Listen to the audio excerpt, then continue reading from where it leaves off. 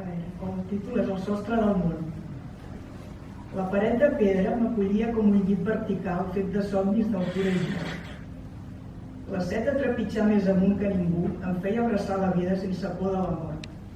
Les cordes i els piulets eren els gots cristal·lins en què m'empassava el rom de l'escalada. Em deixava portar per l'embriac de l'altura, per l'èxtasi de culminar els pics més alts, per l'ànsia de coronar les més agrestes carenes.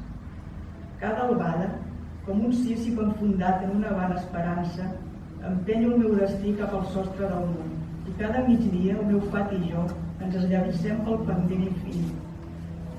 M'he convertit en un fantasma que s'embolcalla en un llençol de fred, que contempla la serralada de marbre i el raig de sol que es filtren per l'atmosfera minvada, devorada per l'alçada, amb l'únic consol de ser adorat com un heroi en aquest pedestal de neu ingenu, atrapat entre el cel i l'infern, en un purgatori teatral i fanfarró que pretén recordar als altres escaladors que el taló pot caure també per ells i que la glòria és fugissera i cara, molt cara. Aquí resto, assegut per sempre en un angle indefinible, les faccions llebrades en un rictus de dolorosa felicitat, les parpelles obertes per sempre a la besllum del cim.